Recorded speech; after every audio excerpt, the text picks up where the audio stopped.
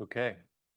All right. So neurophysiology, through the pre-class video, you guys got kind of the overall hierarchy of the nervous system, talked about those glial cells, talked about resting membrane potential, kind of a lot of those key factors that are kind of the foundation of what we'll build off of next. So we're going to dive right into action potentials and what they are and really the steps in how they happen. So yeah, so let's just kind of dive into this. When we look at an action potential, this is the typical graph that we're going to see here with an action potential, right?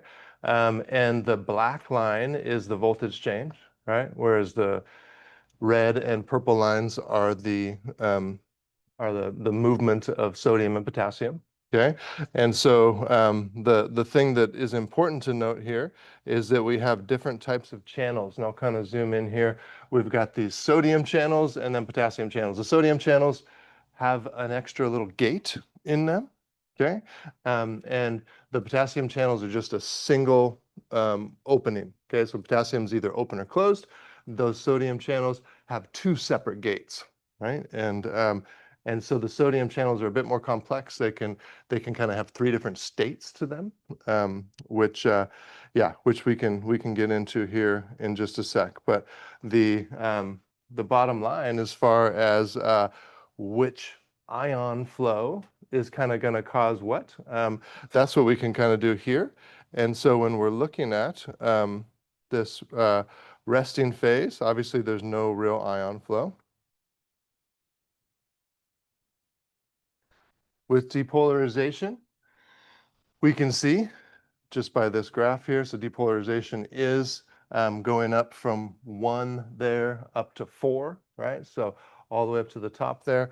The main thing that's changed there as far as permeability of ions goes is sodium, right? So depolarization is primarily caused by sodium influx, okay? And then repolarization would just be that next step there in 5, where we're dropping back down, and that's really where we see potassium permeability change drastically, okay? And so that's going to be due to potassium. When we open up gates for potassium, which way does it flow with our neurons, in or out? Out, yeah, absolutely. So potassium is going to efflux, or just go out of the cell, okay? And then we got our last stage there with which is hyperpolarization. And we see kind of here, we can kind of see what's going on. So the sodium channels are resetting there, and potassium channels remain open. Okay, so the early part of hyperpolarization, so kind of the cause of hyperpolarization is still going to be efflux of potassium. Okay.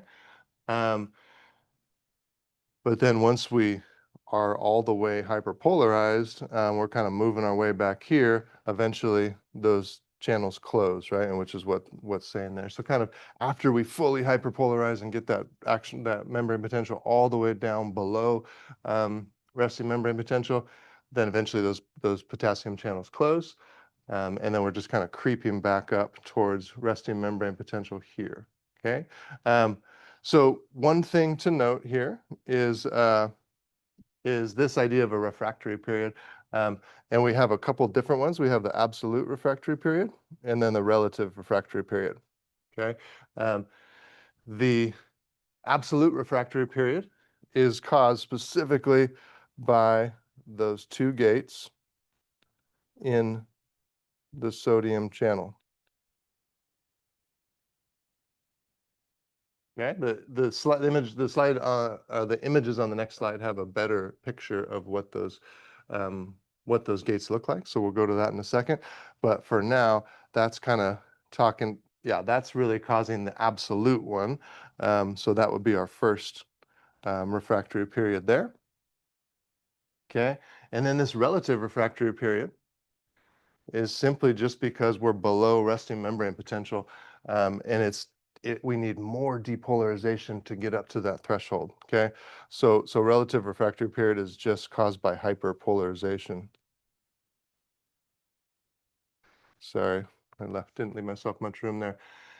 But the idea is, in order to make an action potential happen, we've got to depolarize up past this threshold of -55. So we'll talk about graded potentials here in a sec, and graded potentials are moving us up towards that depolarization threshold. And the longer we have to go to get up to that, we're a little bit inhibited, right? And that's what's happening in hyperpolarization. It's further to get here, right? When we're down below resting membrane potential, and that's why we have that relative refractory period. Yeah, comfort. Question? Yeah. Is there some leakage in the resting period?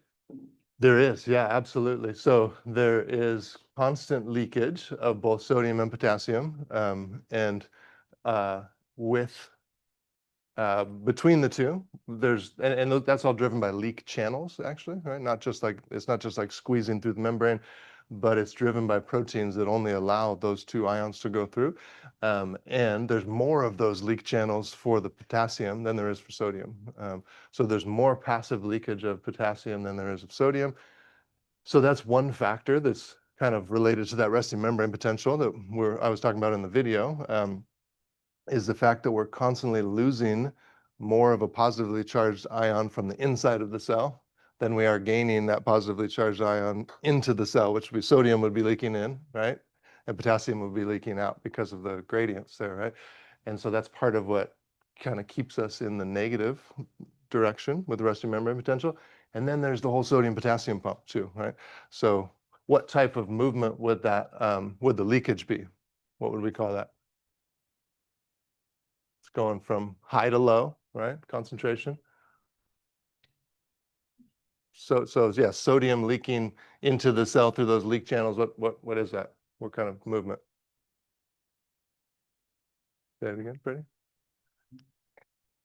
What? Channel mediated diffusion, right? Yeah, it's just diffusion, right? Yeah, it's going with the gradient and it needs some help because it's an ion, right? It doesn't get through the membrane, so it's channel mediated. Okay, same with potassium, right? It leaking out is channel mediated diffusion. But then the sodium potassium pump, what type of movement is that? That's primary active transport, right? So the leakage is going with the gradients, but the sodium potassium pump is going against the gradients, right? We're pumping three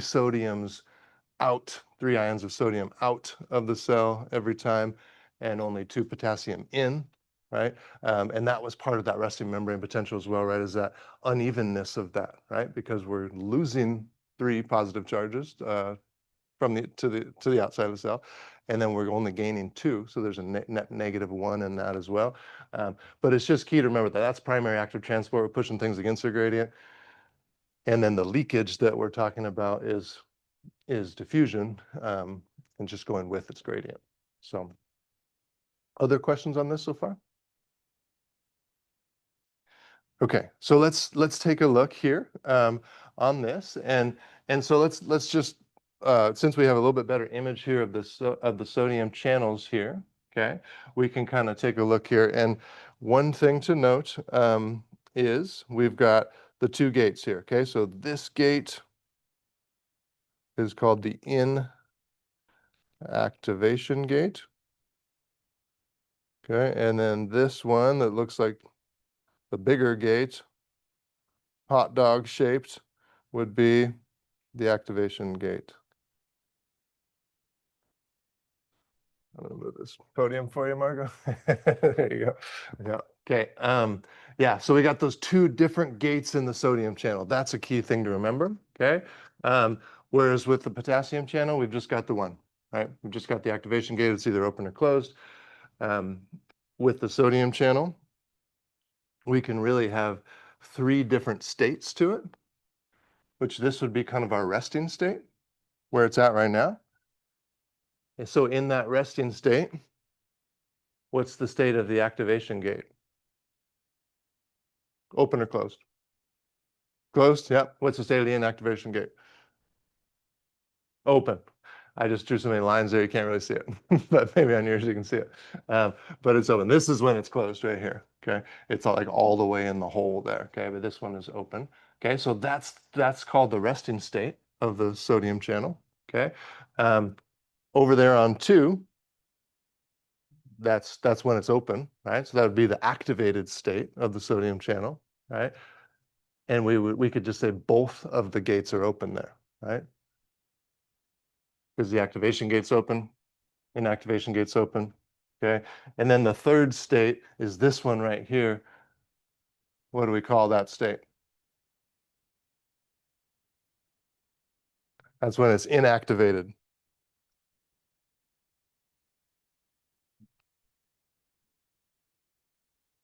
Okay, and when it's in its inactivated state, the activation gate is open, but the inactivation gate's closed.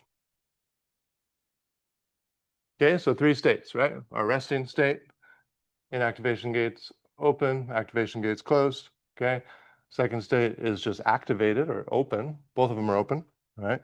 Third state is the activation gate is open, inactivation gate's closed. We call that inactivated.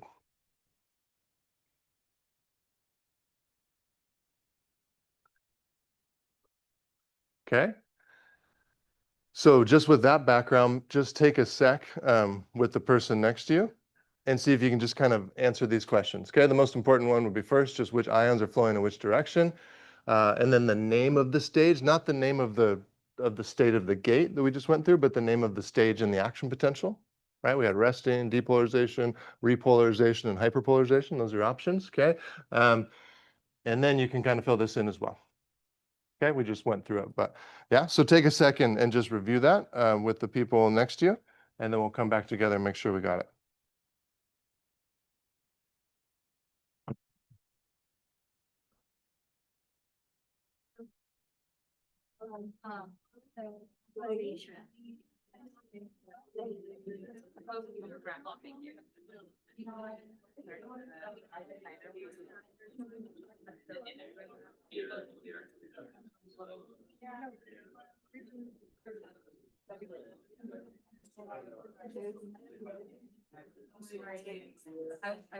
Yeah, no, I like that. I like it. So you can see that.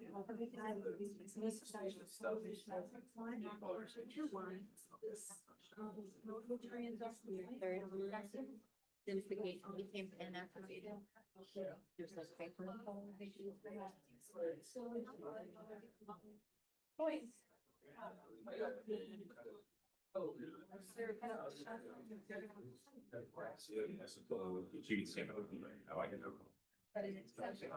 And that one is the like nickname for it is open.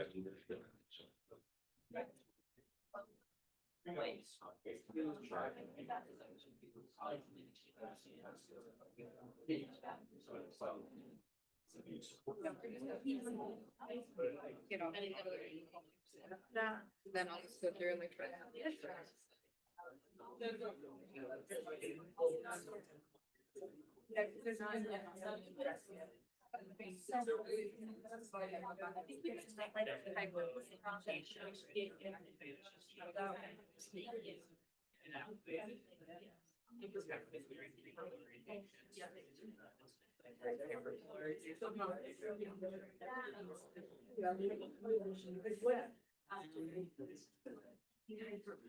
All right, let's go ahead and come back together here. Okay, so what do we call number one there? What stage is that? Resting, right? We got resting. Okay, ion flow here. Not much, just that passive leakage a little bit, but no net movement of ions here. Okay, and then the state of the sodium channel, which we talked about already, is that resting state, which is closed. It doesn't allow anything to flow, but it's the resting state is when the activation gate's closed, inactivation gate's open. Okay, potassium channel is also closed or inactivated. Okay, yeah, so that's number one. Then we go over to number two. We can see the graph going up. What do we call that? Depolarization. Okay, we're going away from that negative state into the positive direction. That's depolarization. What ion flow is causing this? Sodium going which way? In, sodium influx. Okay, and no potassium movement yet. Right, so we got sodium influx. Okay, and our sodium channel is activated or open. Both of the gates are open. Okay, and what causes that? Why does the Why does that channel change like that?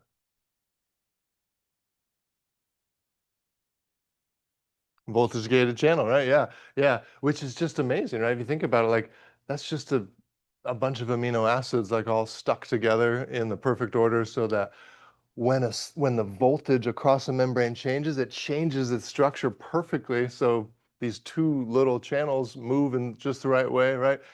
It's crazy if you think about it, right? It really is. Right? If you think, I mean, it's very similar to the phosphate going on the myosin head, changing it, the calcium going on troponin, changing it, right? But this is now voltage that changes the shape of this thing. And the structure of the sodium channel in particular is unique because it has those two separate gates, right? And they both respond to the voltage change differently a little bit, right? When depolarization hits that sodium channel in its resting state, the activation gate opens rapidly, but the inactivation gate kind of creaks closed slowly, right? It's all the same input that changes it, but the activation gate opens super fast so sodium can rush in, and then in that time the inactivation gate's like, and then it closes, right? So all of that is just because the amino acids are all in the right order and they're interacting with voltage in separate ways, right? And yeah, amazing, really. So that's our depolarization. Then we go over to repolarization, right? What's the state of our sodium channel there? Says it right there, inactivated, you got that, okay? Which is our inactivation gates closed, activation gates open, and then now our potassium channel is activated or open. So potassium's going which way? Out, right? Yes, potassium's going out. So the inside of the cell is losing a positively charged ion, which makes the voltage go back in the negative direction, right? We're losing a positively charged ion, so we're going back in the negative direction, okay? Yeah, and then finally we move over to our last stage, hyperpolarization. What happens to the sodium channel during hyperpolarization?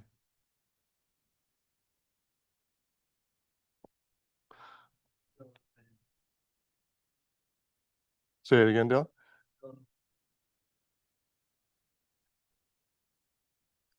Okay. You're talking potassium or sodium? Potassium. Okay, that's true. Yeah. So it's still open in the beginning because that's how we're going into more negative is because we're losing potassium. Yeah, and then it's eventually going to close. What about the sodium channel? What's happening to it going from here to here? Yeah, go ahead. Returns to resting state. Yeah, we would say that it kind of resets, right? And that's crucial, actually, right? And this is what causes the absolute refractory period. When the sodium channel looks like this in its inactivating state, more depolarizations could hit it and it wouldn't do anything to it, right? Depolarization, further depolarization wouldn't cause that to go back in that direction, right?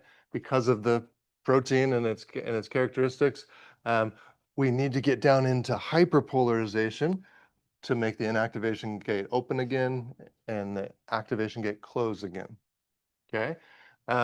And so we have to have a gradient for potassium to leave the cell in order to reset the channel, right? And this is one way to show you how important this is one of the drugs that's in a lethal injection cocktail, right? Potassium, right? High levels of extracellular potassium and you're done, right? You can't contract your muscle, you can't use your neurons, right? Because all your sodium channels get stuck like that, right? And you can't send action potentials anymore, right? So, but extracellular potassium is huge, hugely important, because if we can't do that, if there's already so much potassium out there that there's no gradient to do that, then our sodium channels are stuck like that, right? So. That'd be painful. Um, Probably eventually, yeah. Once you start having some cell death and stuff, I don't think it is right away, right? But as soon as we stop being able to contract, our heart, right, then we start having lack of oxygen, things like that. I don't think that directly would be painful. We use sodium channel blockers all the time, like lidocaine and marcaine, stuff like that. They block those channels as well. So I don't, that's obviously not painful because we're actually just can't send the signal at all right down the neuron. But that's more of a local thing. All right. So yeah, be my guess, but yeah. So questions on that? Okay. Okay, so that's kind of the steps of the action potential, right? And what's going on in a little bit of detail on those channels. Okay, so definitely important to know all that and the steps and how those things occur. Okay, what about sending an action potential down the neuron, right? We're just talking about one tiny little spot when we're looking at just those two channels, right? But we're talking about millions of these things down a neuron, right? There's just little microscopic proteins. Okay, so this is where it kind of gets into this idea of saltatory transduction. Saltatory transduction means that we create an action potential right here in the axon hillock, right? That's where it starts. And then we got this myelin right here, right? So the myelin, what's myelin made out of? What? Yeah, lipid, good. That's what those Schwann cells are doing for us in the peripheral nervous system, right? They're wrapping their cell membranes around the axon, right? And that's what cell membranes are, is lipid, right? So just wrapping it around, squeezing all the cytoplasm to the outside, okay? Lipid is lipid a good or a bad conductor of electricity? Bad. It's a bad conductor. Yeah, it's a good insulator, right? Yeah. And I always like to think about it like a wire, like an electrical wire in the wall here, right? What's that electrical wire wrapped in? Rubber or plastic, yeah, which is also a bad conductor of electricity or a good resistor of electricity, right? Um, and so that's very similar to this. But then that means we got to have a good conductor on the inside of the wires and our neurons, right? What's the good conductor in the walls? Copper, yeah, copper, metal, good conductor of electricity. What's the wire, or what's the good conductor in our neurons? Water, right? Our cells are full of water, right? That's what they're full of. So water's a good conductor. Lipids are a bad conductor. So if we just charge up a voltage change right here, it can sneak through the water here. Maybe it's dying down a little bit. So then we recharge it again right here with a bunch of those sodium and potassium channels between the groupings of myelin, right? So, and then it shoots through the myelinated part again, charged up again here and send out, right? So it kind of ends up looking like the action potential is almost like skipping across those parts, right? And it makes the signals travel super rapidly, right? And that's what that saltatory transduction is. It just kind of looks like it's like skipping the myelinated portions. That's it, yeah. So the parts that have the highest uh, sodium channel density here would be that initial segment of the axon, that very first part, where we have, yeah, I have the numbers here. I don't remember the exact numbers off the top of my head, but yeah, so we have quite a bit there in the first part. Okay, sorry. Yeah, the first part that I have circled there is pretty high density, but then those nodes of Ranvier are super high density of sodium channels, right? Because all we want to do there is just recharge that change in voltage so we can push it through to the next node of Ranvier, okay? So very, very high density there. Yeah, so nodes. Oops.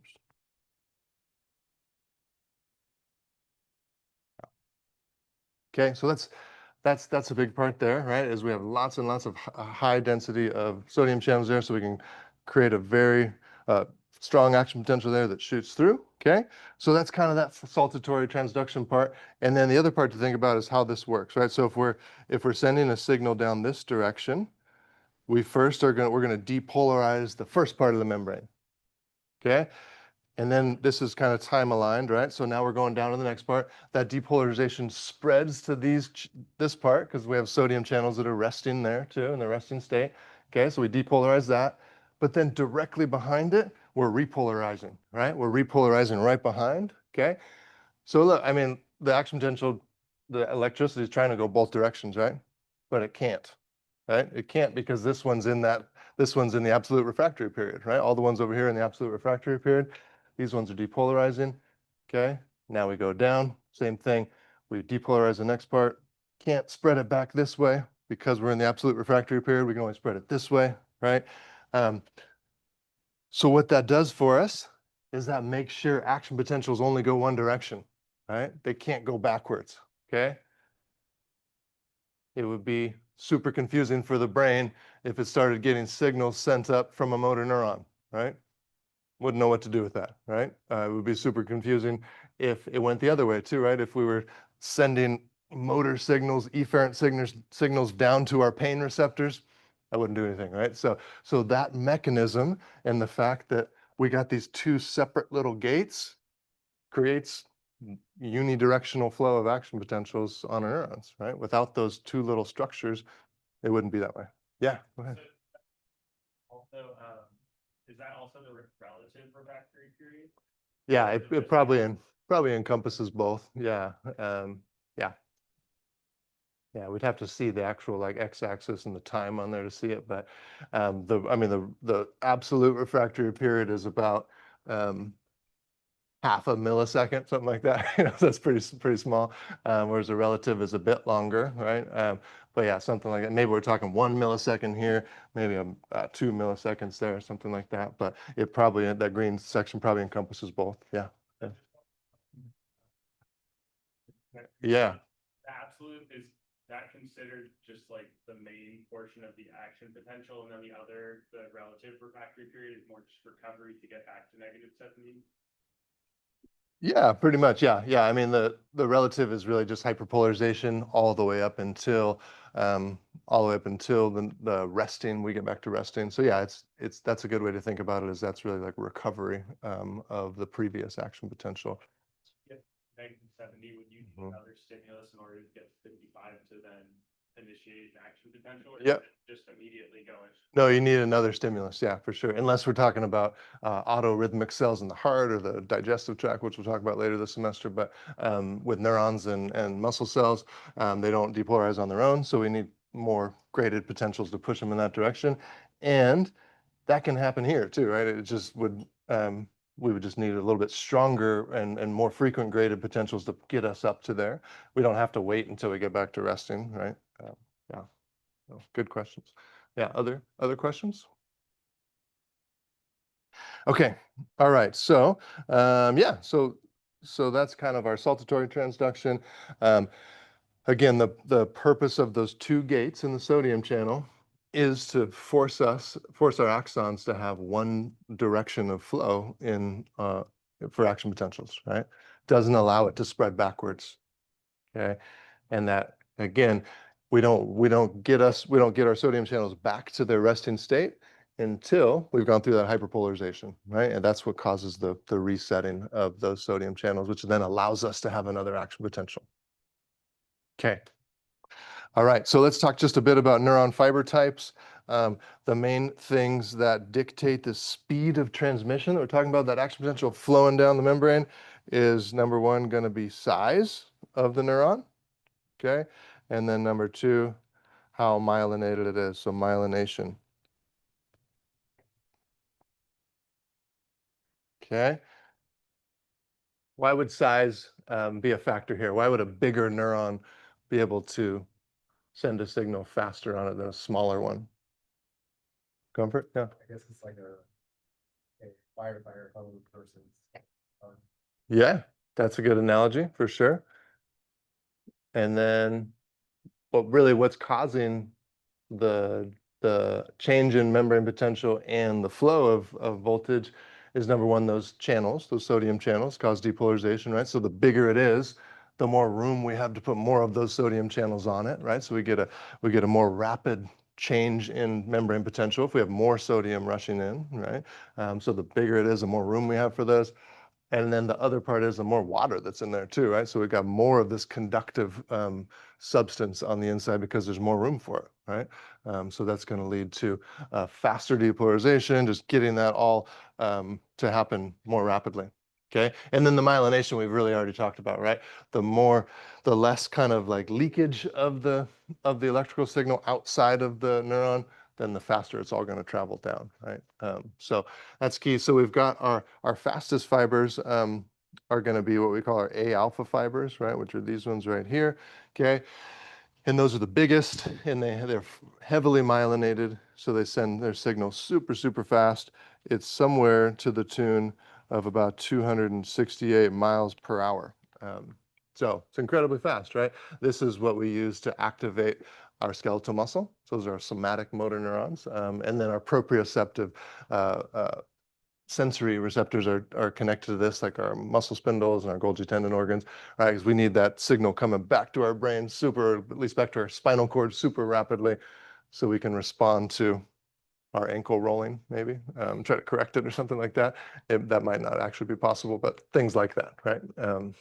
Yeah, and then the slowest ones would be down to our C fibers there, right? We can see we get smaller as A beta, A delta, and then our C fibers are smallest and they're unmyelinated.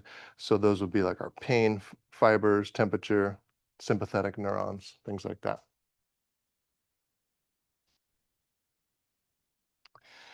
Okay. All right. Questions about that at all? Yeah, go ahead, Sam. We expect to see a lot of leakage just naturally on the C fibers as the signal's going. There's no myelination to. As it's going, yeah, I would just kind of slow the signal down because not all of it's staying in the center there. And so that's kind of, yeah, we're just kind of like losing efficiency of that signal kind of by letting it leak. Yeah. Yeah, Hannah?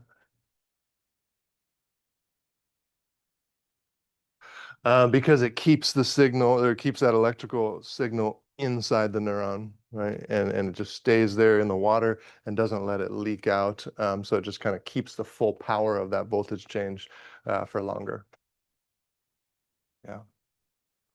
Okay. All right. So yeah. So let's keep moving here. We talked about axonal transport a little bit in the kind of first day of class, where we talked about these cool little motor proteins. Kinesin would be an example of one of those that can kind of grab onto vesicles of things that are made up in the nucleus up here of these neurons. And then we might need that thing that's made in the nucleus down at the end of the axon, which in some cases that can be a couple feet away, right? It can be for the same cell. Neurons can be a couple feet, right? If we think about a motor neuron that connects to a muscle in our toe, right? in our foot, right? That's a long ways away because the body of that neuron is in our spinal cord. It doesn't leave the central nervous system, but the axon goes all the way down. Things like proteins can only be made up here in the nucleus, right? And in the body of the neuron. So we've got to carry those things all the way down. So when we're carrying things down towards the end of the axon, that's called orthograde axonal transport. Okay, so those would be things that need to get made in the nucleus, but are around the nucleus at least, and then get sent down. But then we also have a retrograde movement as well. Okay, so this could be certain things that get taken up by the neuron. So this would be endocytosis. This is how certain viruses get into our neurons, right? This is how nerve growth factors get into our neurons. And so this is very common in the central nervous system where we have lots and lots of neurons interacting with each other to kind of stimulate connections and more growth in certain pathways.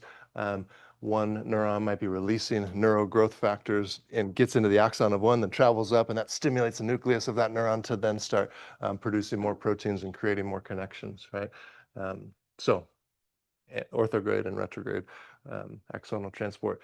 And this is not fast because it's tiny, right? But so it can literally take about 2 weeks for something to go from your spinal cord down to your foot. But there's just constant traffic on our neurons all the time, going back and forth, right? And one of the part of the pathophysiology of Alzheimer's disease is destruction of those microtubules in our brain, right? And so when our microtubules break down, we can't pass things back and forth in our neurons anymore, and they don't function anymore if we can't get things down to the end and rebuild parts of the neuron that need help and all of that. So that's part of Alzheimer's disease, is that microtubule tangling and destruction. Microtubules are the tracks that the proteins walk on. Okay. All right, so let's talk a little bit about synapses. Okay, so neuronal synapses, we've got electrical versus chemical. Okay, so an electrical synapse, this is when cells are just physically touching each other, right? And we have those gap junctions.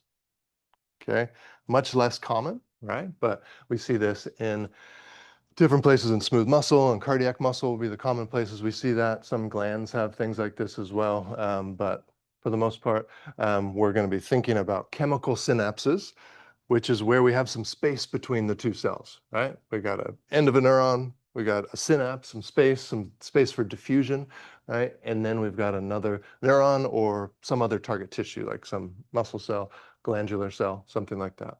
right?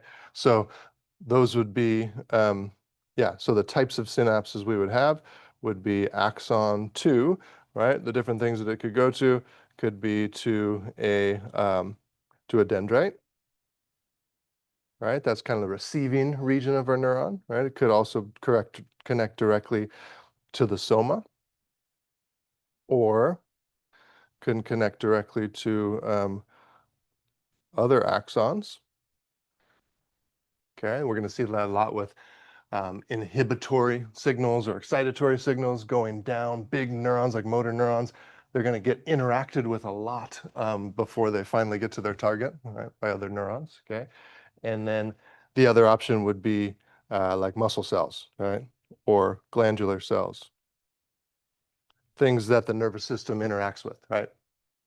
Skeletal muscle, cardiac muscle, smooth muscle, and glands are the things that our nervous system really interacts with outside of just itself, right? Neuron to neuron interaction. Okay, so we have these little dendritic spines as well, which pretty much are just these little bumps, oops, that grow off of our, yeah, which can grow off of the dendrites. Okay, and what that does is really like solidify the interaction between two neurons, right? So when an axon of one is going to the dendrite of another, if that is happening enough, then it'll create this little dendritic spine, which then just kind of solidifies the connection, makes that signal stronger. Okay, and in those dendritic spines, these things can grow within minutes to hours, right? So this is part of what's kind of helping with learning potentially and things like that. But we have ribosomes and RNA in that area, so we can make proteins and we can kind of build that that part of the neuron rapidly. And so, yeah, this is probably important for motivation, memory, learning, things like that. Okay, so we've got, go ahead, Alexis, yeah. Yeah, so this is an example right here. So it's an axon of another neuron interacting with that dendritic spine of a different one. Yeah. Yeah. So then we've got in our chemical synapses here, we've got a couple different things going on. So we have the postsynaptic density, okay, and the postsynaptic density is really shown. Yeah, I guess not really labeled that well on here, but this is really just where our neurotransmitter receptors are. NT for neurotransmitter receptors. So this would be the part of that target tissue, whether it's a neuron or another type of cell, that is going to be receiving the neurotransmitter from that axon that's interacting with it. Okay, so it's a little bit denser because it's just packed with these neurotransmitter receptors. Okay, and then the presynaptic terminal is going to be up here, right, at the end of the axon, which contains all the stuff that's going to get released and to go to that postsynaptic density. So that's going to be vesicles of neurotransmitter. All right, so we got a bunch of vesicles of the neurotransmitter here in the end of the axon. Those are going to dump out the neurotransmitter, go to this postsynaptic density here, where we have where it's packed with neurotransmitter receptors for that specific neurotransmitter. Yeah, Brittany? Yeah, probably not. Yeah. That would be one example and possibility of what's going on with those with that more like interconnectedness and making those connections for sure would be, yeah, this would kind of be, you can make connections without that. This would kind of be the next step of like solidifying that connection between the two. Yeah, good question. Not a dumb question at all. Yeah. Okay. Other questions? Uh, Yeah, go ahead. Go for it. Yeah.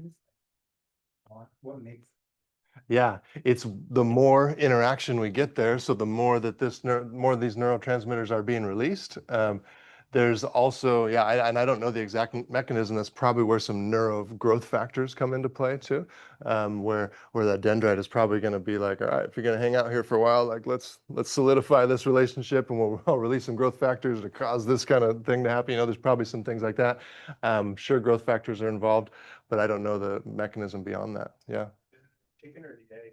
the neuron that causes the dendritic spine to form, or is the dendritic spine popping up a neuron to? Yeah, it's a great question. I don't have the answer for you though. Yeah, it's a really good question. I know it's super fascinating, right? This is, yeah, because of its implications for the way that our brain works. Super fascinating, but yeah, I don't know too much more about it than that. But yeah. Okay, so let's talk a little bit about what it looks like to release those neurotransmitters, okay? Neurotransmitters, again, are found in those vesicles, right, at the end of the neuron. And so we kind of have this cycle that those vesicles go through to release the neurotransmitters out into that synaptic cleft, okay? And so the synaptic vesicle cycle is kind of shown over here. This would be kind of the formation of a vesicle starts with this kind of big thing called an endosome. So this is early endosome, okay? And then eventually smaller vesicles kind of bud off of that and then take up the neurotransmitter that's being produced right there in the end of the neuron, okay? And so we get this neurotransmitter uptake, right? Then it translocates, so it just means it starts moving, right? It starts moving down the towards the bottom of the neuron there. And that could be partially that calcium dependent process that we talked about with calcium influx when we talked about acetylcholine release, right? Yeah, acetylcholine release because that action potential comes down, which causes calcium to come in. That's partially what's causing this translocation is that calcium influx, and then that sets off a series of events that moves it down, right? And then that vesicle is kind of loaded up, docking on the plasma membrane here of the end of the neuron, kind of rolls along, and then eventually just fuses itself with the membrane, right? And with any type of endocytosis or exocytosis, it's the same thing, where the vesicle is made of a phospholipid bilayer, right? Just like our cell. So then it can just kind of fuse with the phospholipid bilayer of the neuron, right? And as it does that, everything that was on the inside is now on the outside, right? And it just gets dumped out, okay? So then the process is there's some calcium dependent mechanisms here, but we then endocytosis the membrane again here, which then forms another little vesicle. It can kind of go back and fuse with the endosome again, and then this cycle kind of starts over again. So it's kind of like that form of the synaptic vesicle cycle is we're remaking the vesicles every time that they're being used. There's also this other mechanism that's been discovered called the kiss and run discharge, which seems a little bit more efficient. It's just a funny image of it there with the lipstick and the lips, but it's the idea that the vesicles can go down and just a little part of them confused with the membrane, open up, dump the neurotransmitter out there, and then they can just pop back off, get filled up again with the neurotransmitter and go through that again instead of being kind of reformed every time. So just kind of two separate mechanisms that have been discovered there and how that works. Okay. All right. Questions on that at all? Yeah. Ava? Yeah.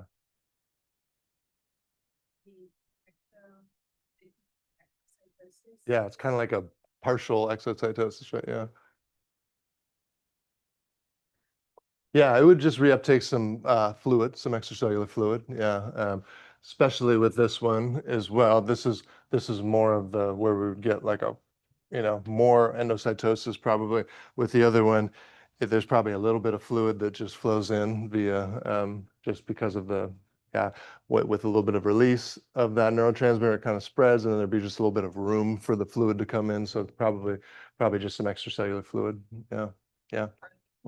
Two ideas of how it might be happening, or are these like two things that happen in different places? Two mechanisms that have been discovered that both happen. There probably are certain scenarios where they happen, like one happens more than the other. I don't know exactly what those scenarios would be, but yeah, good question. Okay. And so part of this is all connected to a couple different pathologies. And so botulism with that botulinum toxin A, sorry, is going to deal with some of the proteins that are necessary for this docking and translocation process that we were just looking at. And so there's the synaptobrevin protein is part of this. And what we see here is that botulinum A cleaves this SNAP25 protein, which is this one right here, which then that's needed for acetylcholine containing vesicles to do that exocytosis process. So that's why this kind of blocks that botulinum A blocks acetylcholine release from our motor neurons. Is because it messes with that whole synaptic vesicle cycle by not allowing it to dock properly. And then same thing here, we see, synaptobrevin being kind of messed with by the other type of toxin there. And Botox is a lot of times a mix of both of these drugs, or both of these synthetically made toxins. Okay.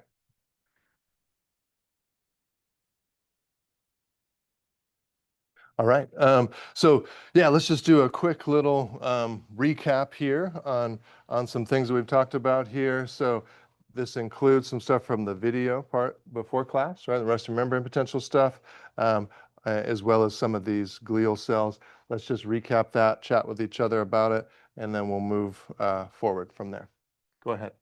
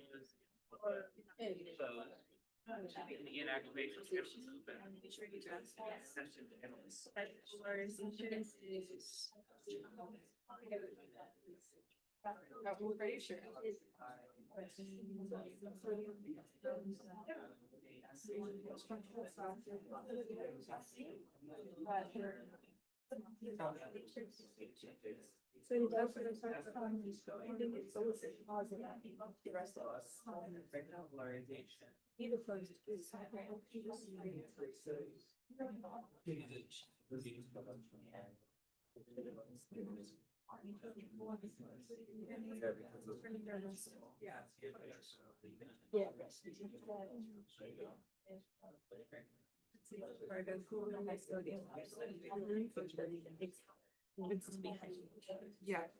Banana's not looking so hot there. It's too sad. Put it in something. It was beyond that. Yeah. Going in the freezer to make some banana bread. There you go. Yeah. Yeah.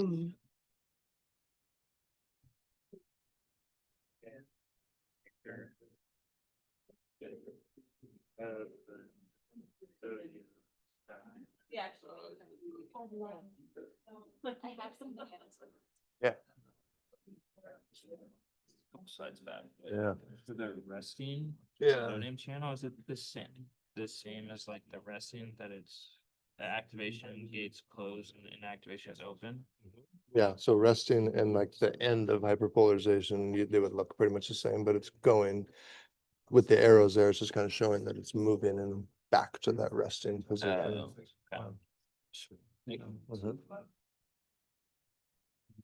Mhm.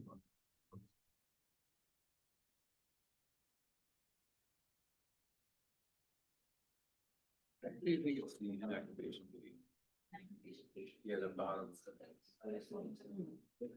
Step three. And there's like pump for the.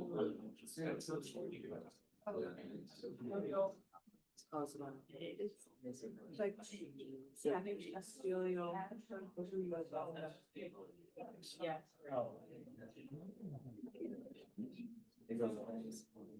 Like there's some stuff.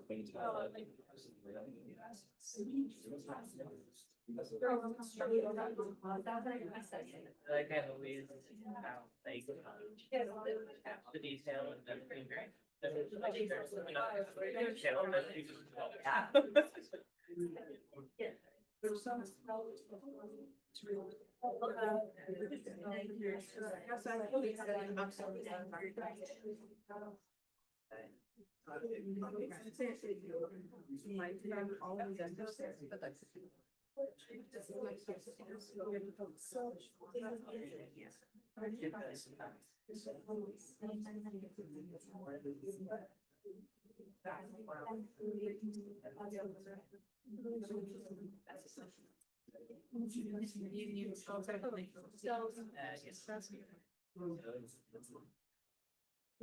All right, let's go ahead and come back together. Looks like most of you are finishing that up.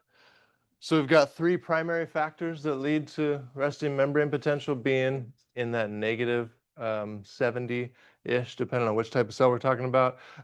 We talked about two of those already today. There was a third one we didn't talk about, but it was in the video. So what's one of the factors? Yell it out. Yeah, negative proteins. That was the one we didn't talk about, right? So these negatively charged proteins, those are just kind of stuck in the cell. And then the other two that we did talk about, right? We talked about the sodium potassium pump, how it pumps kind of unevenly, right? It sends three positive charges out and only two positive in. So that would be a net negative on the inside of the cell, right? And then the more leakage of potassium leaving the cell versus sodium coming into the cell. So we're losing more of a positively charged ion than we are gaining a positively charged ion, would also result in some negative membrane potential as well. So those are kind of those three factors. Questions on those? Okay. And then we talked about these already, right? Just the ion flow, depolarization is what? Which ion? Which way? In or out? In. Okay, so sodium in. And then these two are the same, right? Which one? Potassium going out. Got it. Okay. Structural factor that leads to the refractory period. What did you guys say there? Sodium. The two gates in the sodium channel, right? Yeah, for sure. Two gates in the sodium channel. Okay. And then this keeps that unidirectional. Sorry, that's really bad. Try that again. Whoa. Why does it keep doing that? We'll just say one direction. That's easier for me. One direction of flow for action potentials, right? The motor neurons only send signals away from the spinal cord down. Afferent or sensory neurons only send signals up from the periphery back to the central nervous system. Okay. Blood-brain barrier. This is kind of I bring this up a bunch of times because even in all the undergraduate anatomy and physiology textbooks will tell you a different cell than what is the newer information, which is the astrocytes, is what don't write that down because that's the one that the undergraduate textbooks say. But the more recent information is that it's actually the cells that line the blood vessels themselves, right? And so those are the endothelial cells, right? It's a type of epithelial tissue. So epithelial tissue is a tissue that covers and lines all the spaces of our body, including our blood vessels. And the specific epithelial tissue that's inside of our blood vessels is those endothelial cells.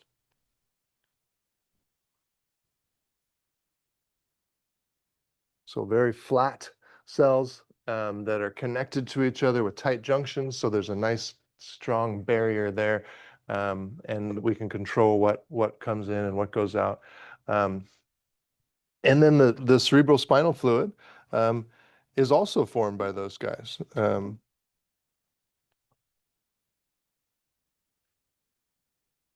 Which there's some misinformation about this as well. Those ependymal cells are responsible for circulating the cerebral spinal fluid, and there's some level of the ependymal cells maybe helping with the secretion of the cerebral spinal fluid, but the overall production of the cerebral spinal fluid is, again, looks like to be those endothelial cells lining the blood vessels. Okay, the immune system of the central nervous system, what are those cells called? Microglia. Okay, and then the ones making myelin in the CNS, what do we call those guys? Oligodendrocytes, yeah. So oligodendrocytes. It's a long word, but it's very phonetic.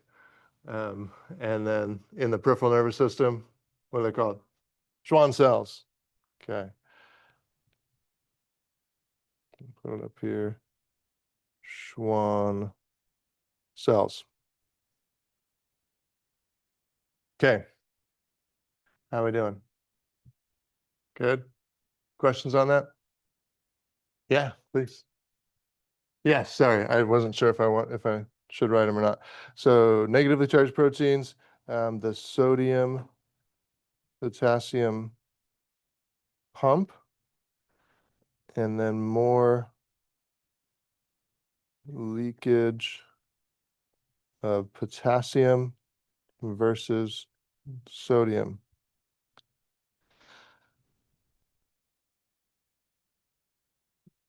And yeah, the sodium potassium pump pumps in an unequal fashion, right? More sodium goes out than potassium comes in. And with the leakage part, it's that we're losing more of a positively charged ion because potassium goes out versus what we are gaining because of sodium coming in. Yeah, not Brittany. Yeah. Like, well, or the little. Yeah, I mean, that would be connected to it. That wouldn't be probably the absolute refractory period. But yeah, you're right. That would be what's causing the relative refractory period is the fact that we go into hyperpolarization, right? So I should just be more specific and say what's causing the absolute refractory period. But great point.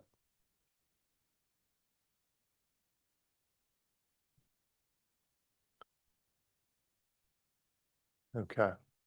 Other questions on that? Okay, so we're going to talk a little bit more about potentials now. So talked about action potentials. Now we'll talk a little bit more about local potentials. And so the interesting part is that a synapse between a neuron and another neuron is only going to be one or the other. It's either going to be excitatory or inhibitory. And that's just because only a certain neurotransmitter is released from that neuron. And then there's certain receptors there on the receiving neuron, right? So in an excitatory synapse, a neurotransmitter is going to lead to depolarization. And so that's just getting us closer to an action potential threshold, right? And so that's known as an EPSP or an excitatory postsynaptic potential.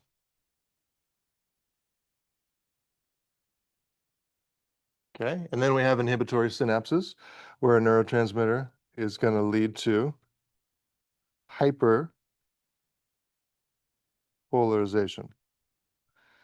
And this is called an inhibitory postsynaptic potential or an IPSP. Okay, both of these can sum onto each other, meaning that like if we get enough of them in a short period of time and we haven't recovered fully from that, then it adds to what the previous one had done to it. Okay, so if we're adding together a bunch of EPSPs, then eventually we can get to that negative 55 of that action potential threshold, and we're going to get an action potential.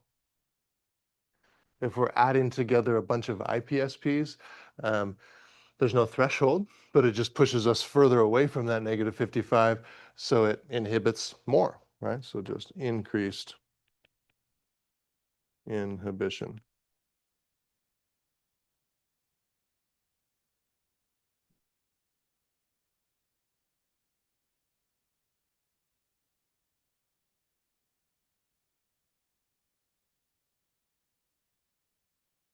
Okay. So when we look at what type of ion flow causes this, right? We talked about the ion flows causing action potentials, but with graded potentials, it's a little bit different, right? So we can see examples right here. Okay, so this is an EPSP. This is showing an EPSP here. That little green line showing that we're going towards the action potential threshold. It gives us the two primary ways that this happens. It could be a receptor that when that neurotransmitter binds to it, it opens up and it lets sodium into the cell. Okay? It could also be calcium.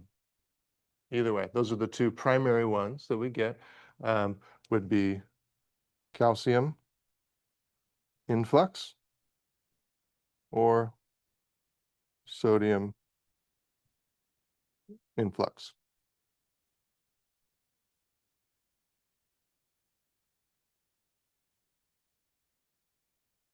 Okay, and then we've got our inhibitory signal, IPSPs.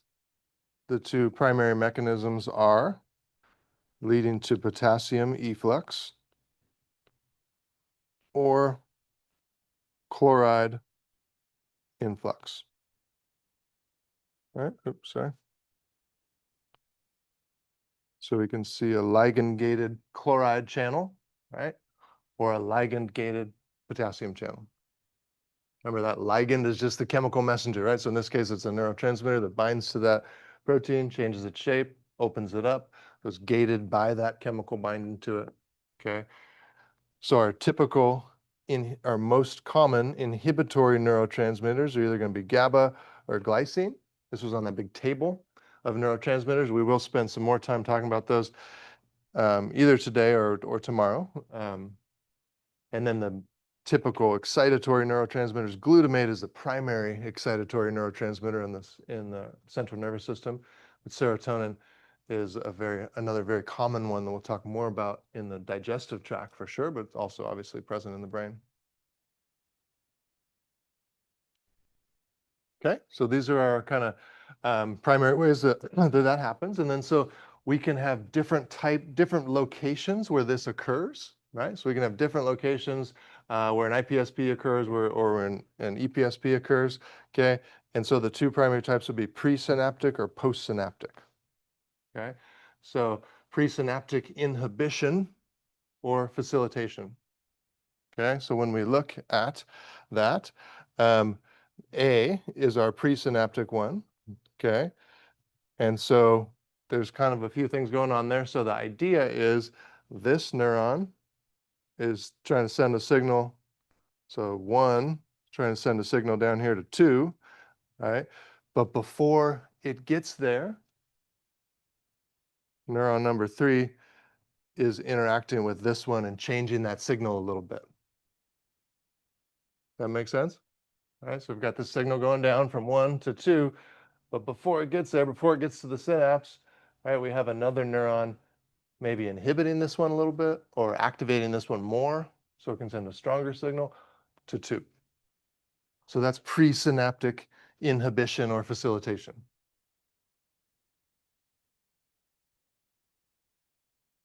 Okay, and then we've got postsynaptic, which would just it's kind of between the two. That's what this is, right? So we've got 1 sending a signal down to 2, right?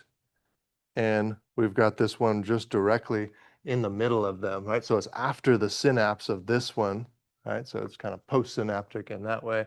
Yeah.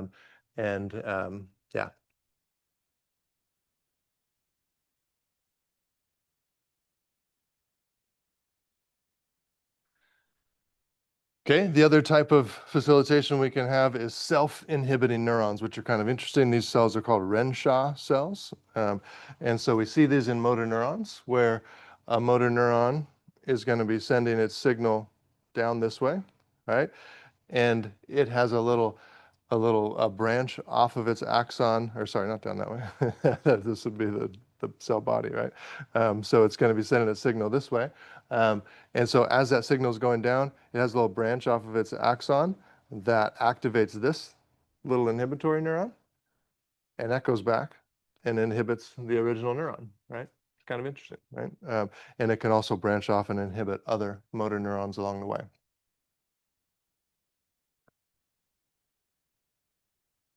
So yeah, I think I have the number in here somewhere, but yeah, we probably won't get to it today. But the average motor neuron, as it goes from the spinal cord down to its skeletal muscle, has about 10,000 of these interactions before it gets to the muscle. Not just the Renshaw cells, but all the different other neurons interacting with it. And so it's just the signal that actually gets to our muscle in the end is really just this combination of thousands and thousands of different inhibitions and excitations along the way that lead to the final smooth signal that allows us to contract our muscle in a productive way. So lots and lots of inhibitions and facilitations that happen along the way. Okay, so let's use the stretch reflex as an example. And so when we look at the stretch reflex, taking a reflex hammer, hitting the quadricep or the patellar tendon here, okay? It's gonna stretch it, okay? And that's gonna activate this little muscle spindle. We'll talk more details about those next class when we talk about reflexes. But it's gonna then send a signal down this afferent neuron, right? And so then it's going to go in here into the spinal cord. Okay. When it goes into the spinal cord, you can see that that afferent neuron splits into two. Right. One of those branches hits an inhibitory interneuron. Okay, which is going to go to the hamstrings. You can see that there. And then the other branch goes directly to a motor neuron that goes to the quads. Okay, so take a second just with the person next to you and see if you can answer these two questions. Which type of potential does the sensory neuron from the muscle spindle cause on the motor neuron for the quadriceps? What would be the options for that as far as ion flow goes? And then same thing for the inhibitory side. Take a sec, see if you can fill that in.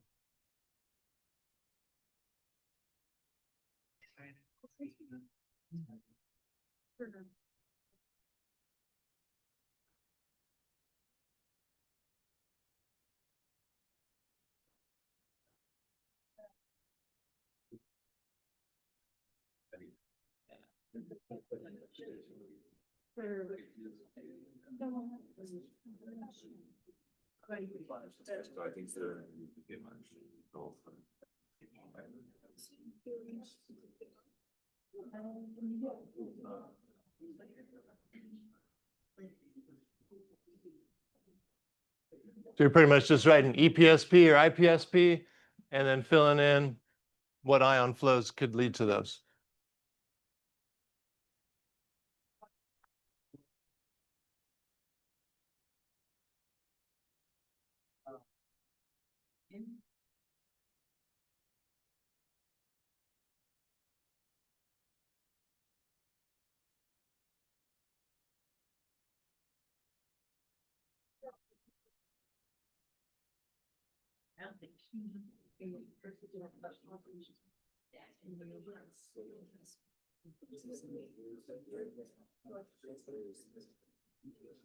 All right, so yeah, go ahead, Tate, you can go to the bathroom.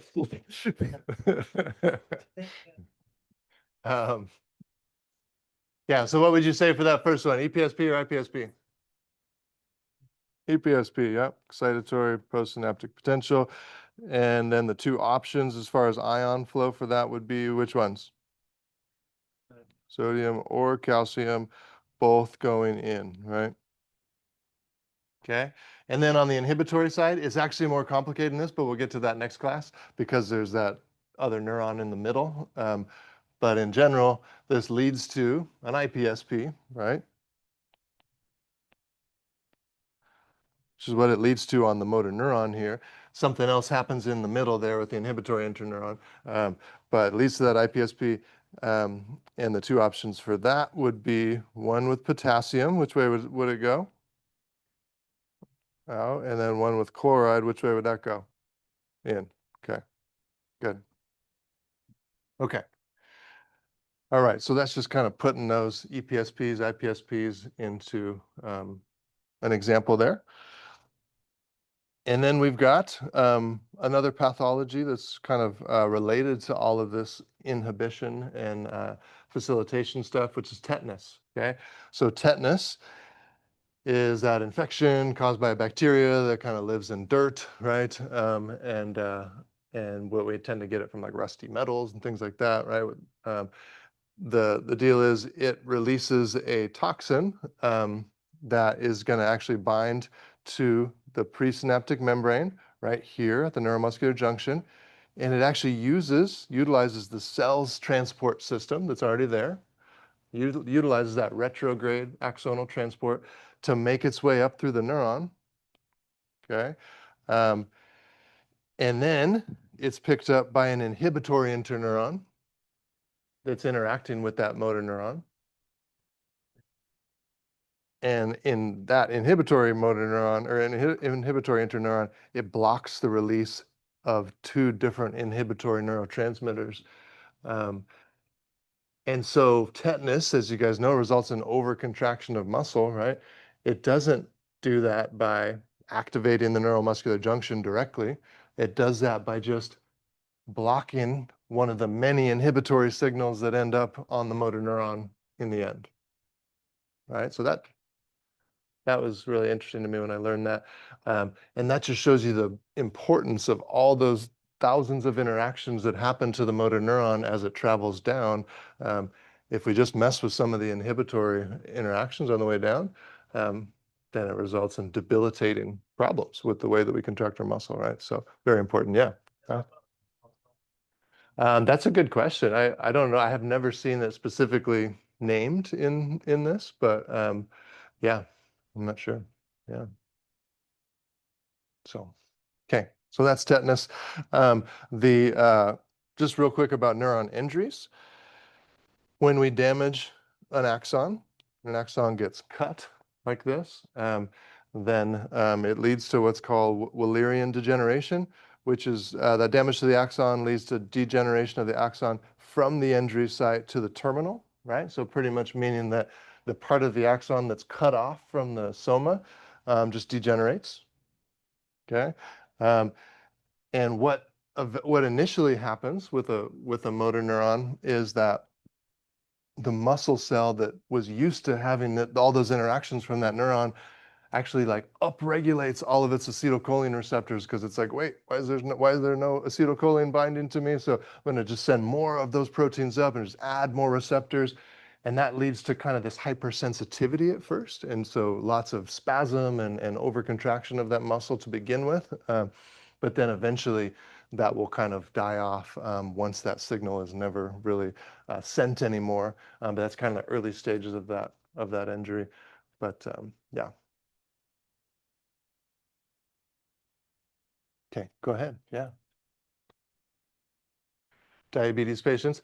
Yeah, that's I haven't seen too much with motor damage. A lot of times with sensory, right? But have you seen some anything motor related? Yeah.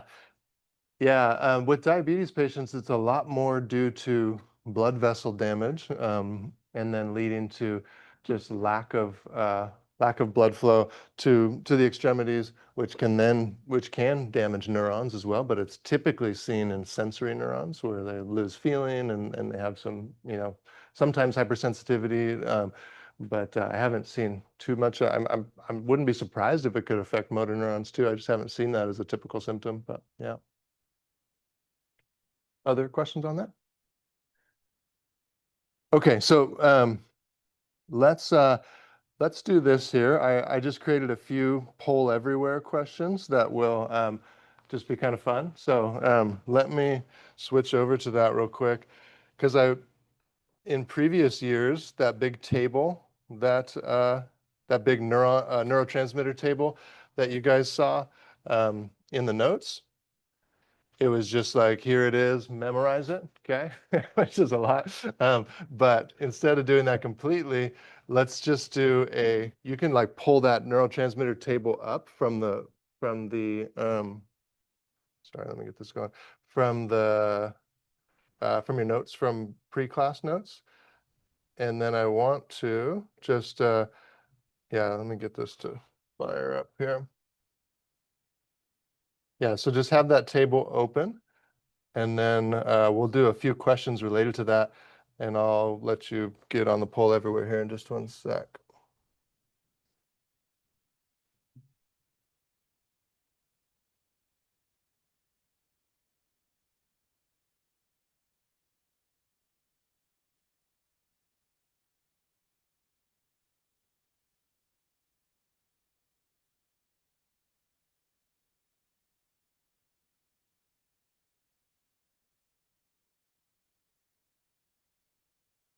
Okay, so with your iPads, most of you are using iPads. I think maybe 100% of you are using some kind of tablet. You can use your phone as well, whatever you want. That may be easier to have your iPad with the table and then your phone with the questions. But you can scan that QR code or type that in there just to get to the poll everywhere. And then you guys can chat about these questions, okay? So I want this to be interactive within your groups as well. So go ahead. This is the first question. If a drug is a reuptake inhibitor, what effect does that typically have? So just talk about that with each other for a sec, and yeah, and then yeah, you can send your answer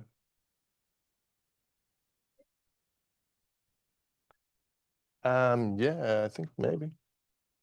Oh yeah, I think I can do this. Nope. There it is. Is that easier? Yeah.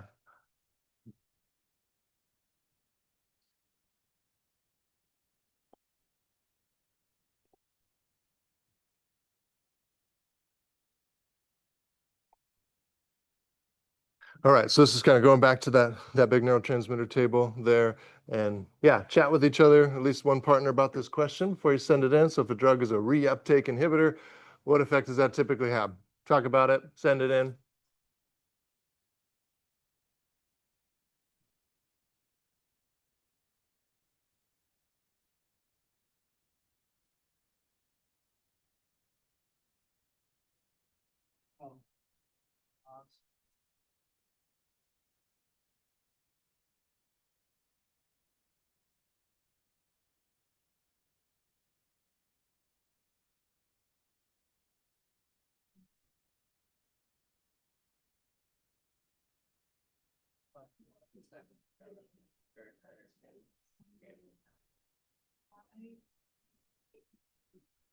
There we go. All right, so I got 23 of you. Let's try to get everybody in there. I think we got 37, 38, something like that.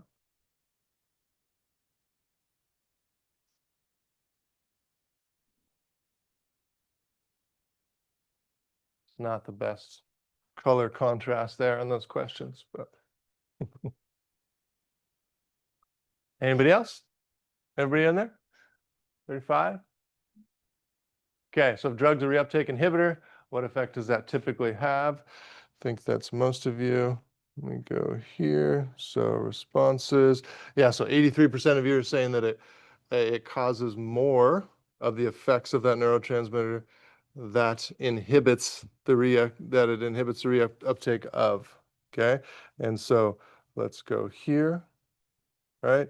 Yep, and that is the correct answer. So this is just kind of a tricky concept, so I want to bring it up that if a neurotransmitter is normally released by a neuron, the way that we stop that from working is we take it back up into the neuron a lot of times. Okay, so that's the reuptake.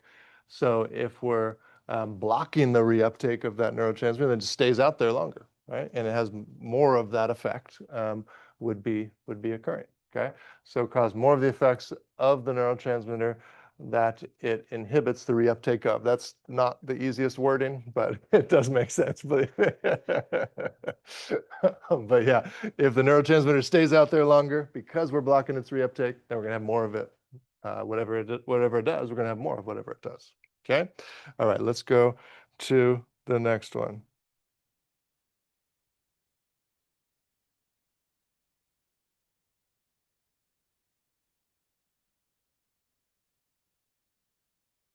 So if we block the reuptake of an inhibitory neurotransmitter, what does that do? Feels like multiple double negatives. That's why you need to think about it a little bit. Yeah, Tom? It didn't go to the next one? That's what I select. Hmm.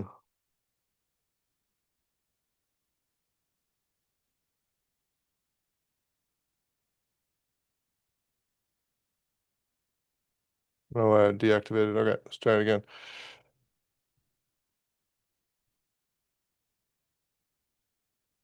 That on now? Nope. Guess I have to activate each question. Is that how it works? That's weird. Now? No? Dang it.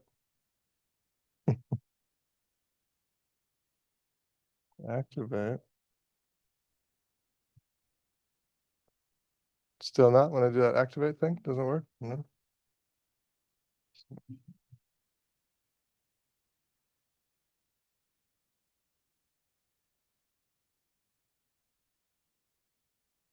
So you can't respond to it?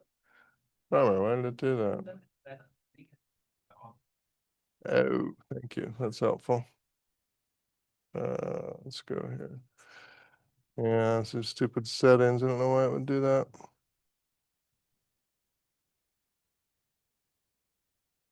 How people can respond. There it is. You have to have for every question, is that true? Ay. Yep, you do. That's really annoying. Sorry, thought this would be fun. I think you have to do this for every question for some reason. That's really lame. I probably need to change my default settings so it's just on all the time. Okay, let's see if that gets us now. Back to 2. All right, activate. Now? Yeah? Good, okay. All right, talk about it just to check in with your partner. What does it do?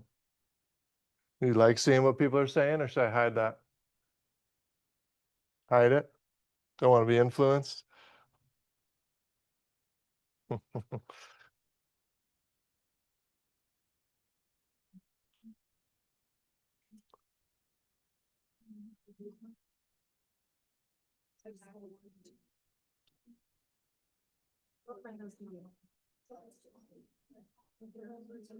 All right, a couple more people send it in. I think we had about 35 on the last one. So if a drug blocks the reuptake of an inhibitory neurotransmitter, what does it do?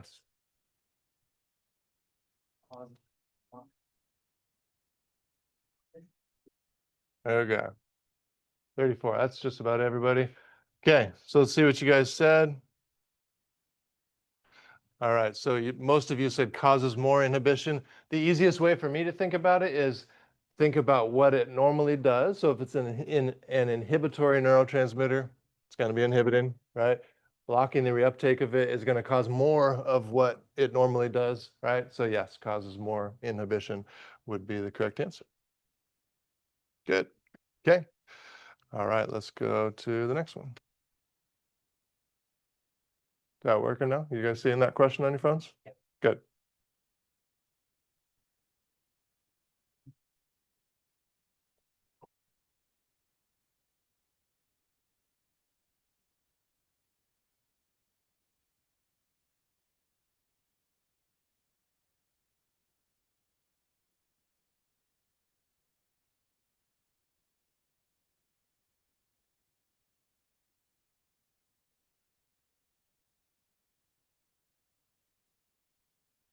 Check with each other. See what you think.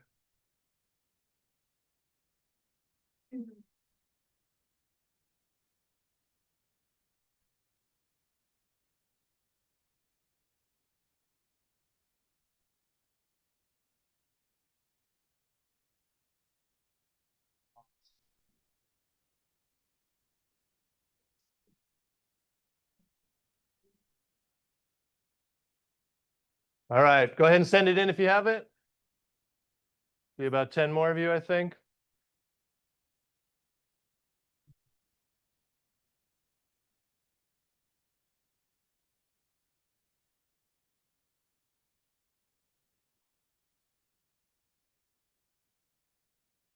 All right, so most of you.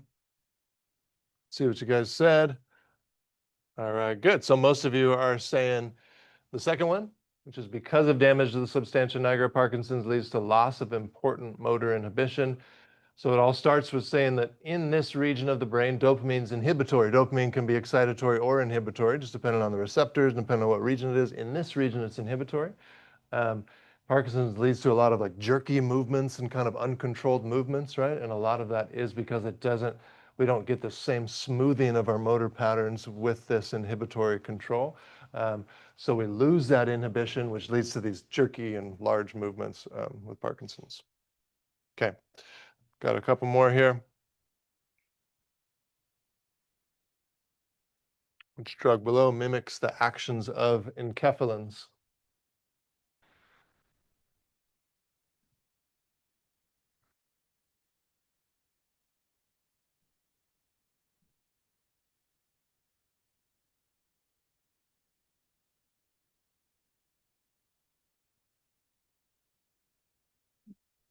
All right, give you about 5 more seconds. Send it in here.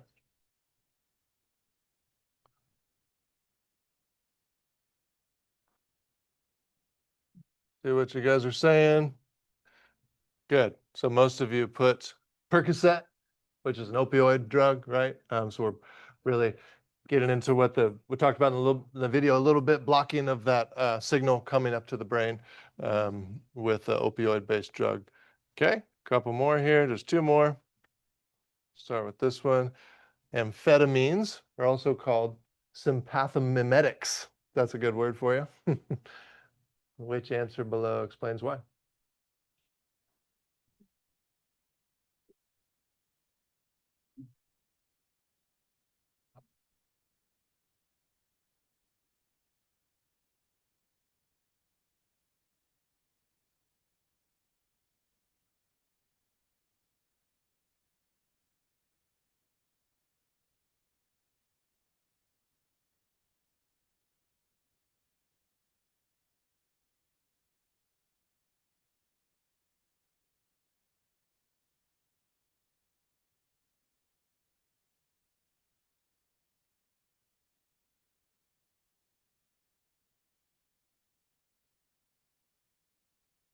All right. Anybody else? We'll move along because we're out of time here, but let's look here. Yeah, because they mimic the actions of the sympathetic nervous system, right? They hype you up. Amphetamines will hype you up. They mimic the sympathetic nervous system. Okay, and then last one. Yeah, send in a drug name or two that blocks the reuptake of a neurotransmitter, and in so doing, that helps treat symptoms of depression.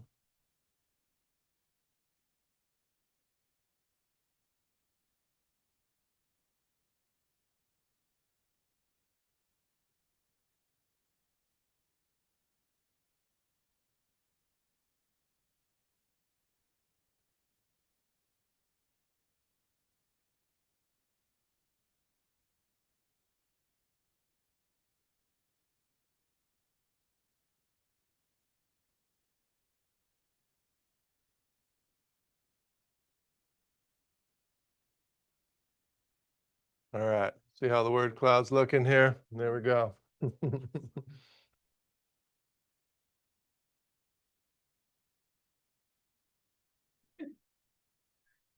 Prozac right there in the middle. Definitely that's probably sold the most out of any of the other ones over the years. Yeah. All right, guys. A little bit over time, but that's it. We'll finish up the rest of this stuff tomorrow morning. And if you want to just do that little recap that we were on, we'll probably move past that when we start class tomorrow. If you have questions on that, then you can ask at the beginning of class. But otherwise, we'll move into the next part, which is all about reflexes and then the autonomic nervous system. All right. Have a great rest of your day, guys. Yeah.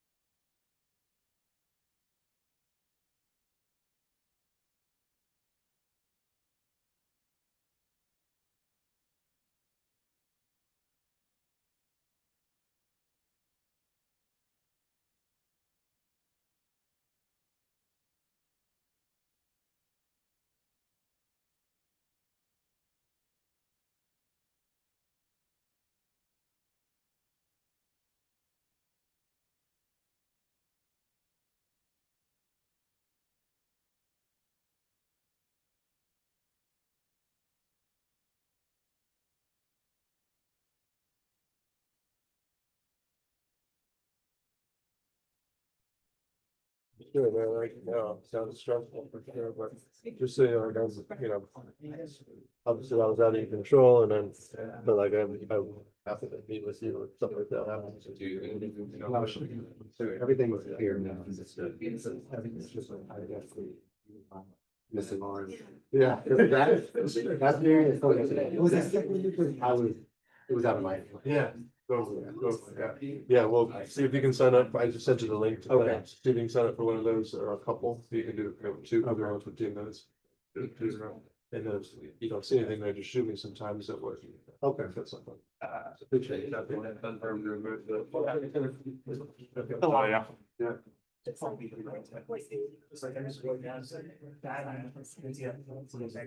The office hours link is the easiest way.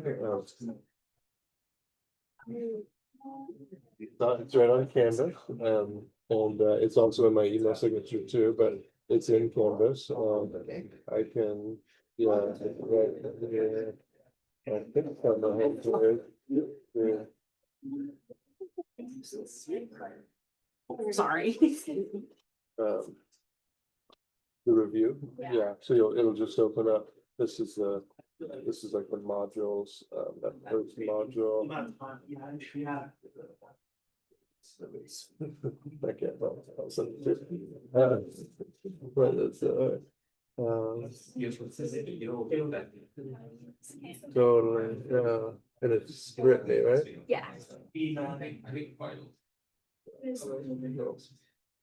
know your last name. Yeah. There you go, I got it. No, it's I guess I don't need to post it because it's also right there, but yeah, too, yeah, yeah, so just the format of the office hours, are you asking? Or the format of the exam? So it's just, no, it's like it opens up for you to refer to the exam, you can get right and wrong, and then I can see my feedback on the short answer. And that's probably kind of walking around like questions, but. Well, we set it for Tuesday, right after class next week, and I realized that I had something, I'm gonna see if we can change it to Monday, right? Thank you. Some questions about lecture circle. And I forgot, like. It was just like.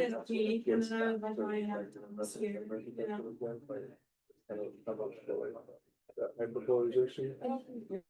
Here, we'll have like small mini graded potentials till we get to -55, which starts the active Yeah. action potential. So like with that, like what are some examples of graded potentials? So like, would that be like the leakage of the? So the example and skeletal muscle